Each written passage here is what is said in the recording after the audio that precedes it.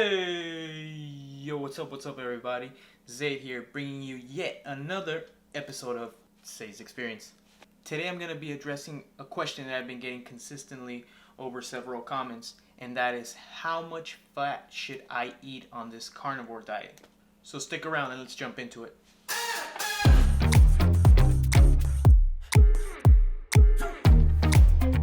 So believe it or not, this has been a very common question over the past couple of weeks, and that is, how much fat should I consume, or you should consume, while on this carnivore diet? The main problem with this question is that there is no set guidelines, since there is kind of no really big research backing this particular diet up in comparison to most, such as keto, maybe a vegetarian diet, Atkins diet, or any other diet. So today I'm going to be solely talking about my experience and what I have done in order to find out how much fat I should be eating, and hopefully this can shine a light on what you guys should be consuming, or how much. So there's mainly three things that you really gotta worry about, and I think these are the major things that will dictate how much fat you should be consuming. I know there's a lot of people that literally like to go and add extra fat to their food. So let's say you're having a New York steak, or let's say you're having some coffee. There's people that love to go ahead and add like a stick of butter, a bunch of heavy whipping cream. I add a very small amount of whipping cream in comparison to most people. I have a good friend that's doing semi-keto, semi-carnivore diet, and he likes to really put like a half a stick of butter into his coffee, and he's actually losing weight. So that's the biggest thing here. There is really no set guidelines, but as I mentioned, there's three things that have helped me particularly find out what or how much I should be consuming. The first tip that I'm going to be giving you guys, first and foremost, you got to check in with your stomach. You got to check in with your body. This is very important. I think a lot of people neglect this first step, or what I consider to be the first step, which I think is super crucial. If you are not a very well fat adapted person and you start eating a bunch of fat all of a sudden, you will pay the price.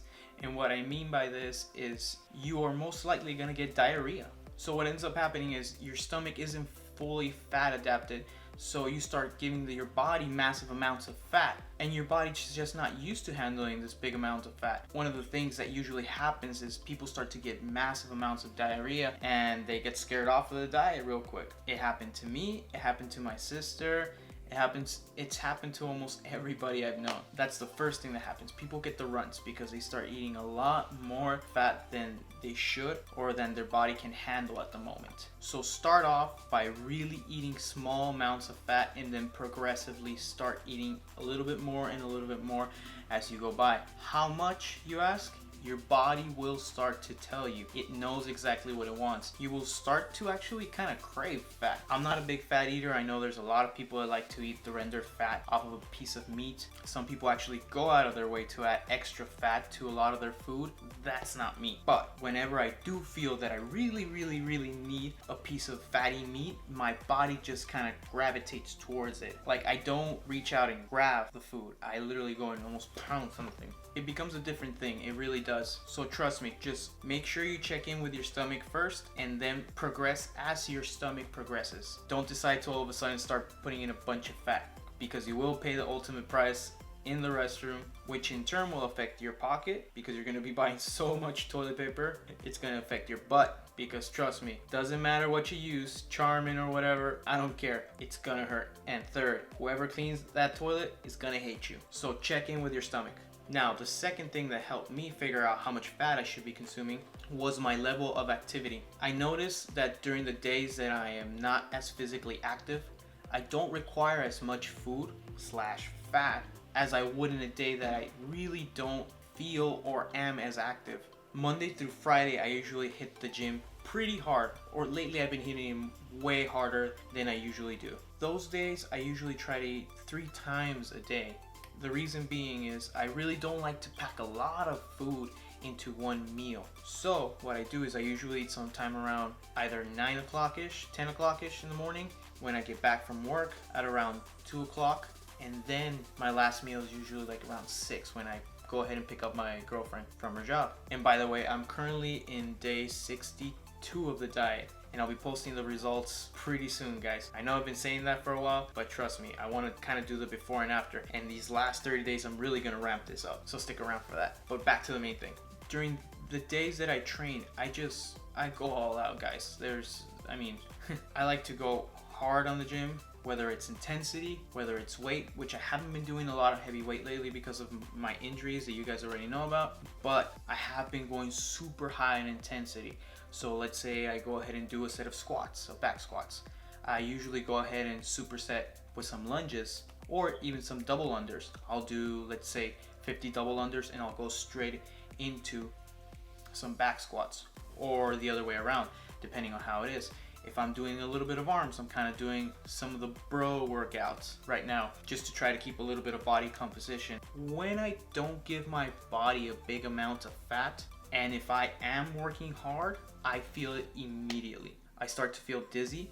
I start to feel like I just can't lift anything, or I run out of gas real quick. But the main thing that I notice is on power days, let's say I do decide to go a little bit heavy, let's say I start deadlifting 315 plus for reps. That day in particular, I'm gonna need big amounts of fat if I'm just lifting heavy weight. But the other thing I've noticed is if I am gonna be lifting heavy weight with quantity, there I have to eat big amounts of food with big amounts of fat. Usually what tends to happen if I only eat big amounts of fat, if I eat big amounts of fat but not a big quantity of protein along with it, is that I'll go ahead and I'll feel like I have strength, and I will have some strength, but I won't be able to get as reppy. So I can definitely go ahead and, let's say, bicep curls. I'll go ahead and do 4 sets of 10, no problem, 4 sets of 15, yes. But it won't be able to be such a heavy weight. I won't be able to go, let's say we're just curling for arms, a 30 dumbbell, 4 sets of 10. That's the max I will be able to do. But if I go ahead and give a good ratio of protein with a good ratio of fat on that given day, my body will just go ahead and be able to crush anything, like literally out. What I'm saying with all this is that you will have to gauge the level of energy that you are putting out. That's what's going to dictate how much fat you should be consuming and how much protein you should be consuming. So I know a lot of people go ahead and eat only twice a day. Some people eat only even once. Works for you guys? More power to you. I eat twice a day if I'm not doing anything, and that's plenty. Like, I don't feel like I need to reach out for more food, not because I don't want to, but because my body just doesn't ask me for it. I see the food and I just don't feel compelled to go and eat. But if I do go work out and I only eat twice before the workout, trust me, you can be sure that I will be reaching out for that third meal by the end of the day. So definitely try to gauge your level of activity, and that will definitely also dictate how much fat you should be eating and how much protein you should be eating along with it. For more cardio-based activity, I recommend you guys really put in a good amount of fat with a really good amount of protein. And if you guys just want to kind of do nothing too cardio intensive or something like that, just a little bit more like bicep curls, just a little bit more static kind of training, just a good amount of fat I think usually does it. That's kind of what works for me. Your mileage may vary, but again, this is my experience, and if you find yourself in that conundrum, maybe give it a shot and it might just work for you. And now, the third most important thing, listen to your body. This kind of goes with 1 and 2. I think we tend to neglect our bodies a lot more than we care to acknowledge. So let me explain a little bit more. A lot of the times we tend to overeat, not because we are necessarily hungry, but it's because it's more of a habit. We are creatures of habits. If you eat every day at 9 o'clock and then you all of a sudden stop eating at 9 o'clock the next day, your body's gonna wanna eat at 9 o'clock. This all has to do with a very primal part of how humans function, and a good book that you can read is called The Habit Loop, if you guys ever get a chance. The Power of Habit by Charles Duhigg. I think I totally butchered that. Charles Duhigg, The Power Habit, and kind of subtitle is Why We Do What We Do. So it's a very interesting book on how we work and how we tend to, a lot of the times, neglect the little things that kind of make us function, such as if, let's say, you go ahead and reach for that coffee. Do you really want that coffee, or is it because your body's just used to that motion of going and grabbing that coffee and, kind of moving around with the coffee and just kind of feeling satisfied, like a kid with a toy. I have my toy, now everything's fine. But is it really fine? Did that toy really did make the difference? So what I'm trying to say here is really pay attention to your body. It knows what it wants, guys. It's been developing over hundreds and hundreds of years. If it wants more fat, it will ask you for more fat. Fat will start to look a lot more appetizing if you really want that fat. Like I said, there's times where I don't even want to see fat. I don't even want to see food sometimes. But if my body does need it, I will go ahead and reach out for it on my own. I think we really got to take some responsibility along with all this, and not just kind of leave it up to chance and say, well, there were some cookies there and I just they look delicious and I went to go ahead and grab it. No. I think we need to have a lot more self-control and a lot more discipline and really listen to what our body needs. If it needs water, we need to take care of that. If we are cramping while we're in the gym, maybe we need a little bit more salt. We need a little bit more potassium. Let's really start acknowledging that. I love it. They give you all the background on the product, but they never tell you if it's actually good for you or not. This bag of salt comes from the Andes. Is it good for me, sir? No, but I thought you might like to know where it came from. Maybe get a really good variety of food throughout your diet. Let's say your cognitive function's a little bit down.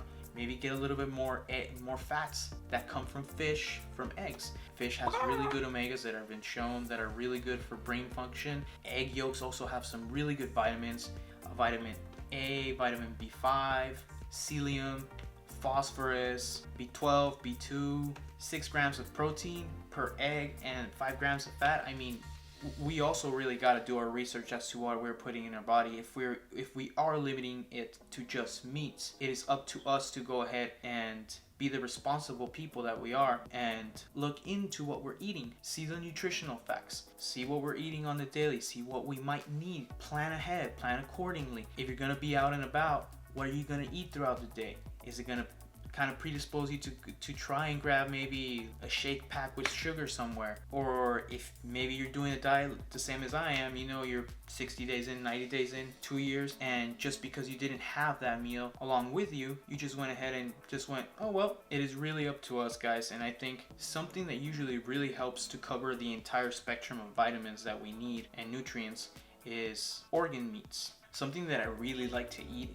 is liver. And I know it's not eaten a lot here in the US, but back at home in Mexico, we definitely eat a lot of liver, or we eat a lot more than we usually eat here in the US. Another thing that we eat back there is menudo. And if you guys know Mexican culture, that is basically, I believe, tripe, what it basically is, but it's basically just the intestines of the animal. They usually go ahead and they clean them out and they turn it into this soup. It sounds nasty, but it tastes awesome if you have a Mexican grandma behind it. Trust me, anything you put on a Mexican grandma's hands, she turns it into some Gordon Ramsay status food. It's bomb.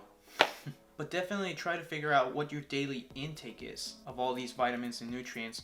That way you can go ahead and try to cover the full spectrum as best as possible. Don't leave anything up to chance, guys. So just as a little recap, guys, again, listen to your stomach. It knows how much fat it can handle, first and foremost. Gauge your level of activity. If you have some, or if you have any, or if you have a lot, that'll dictate a good portion of how much fat you should be eating. And third, listen to your body. Listen to what it wants. If it needs something, go ahead and make sure to give it throughout nutrition. Or if it doesn't need something, then make sure that we have the willpower, that we have the discipline to be able to say, no, that's no good for me. And another thing that I kind of want to add, remember guys, supplements do exist to go ahead and supplement our diets. So don't be afraid to go ahead and reach out for supplements. Just make sure you go ahead and you buy something that's real good quality. That way you know exactly what you're putting in your body.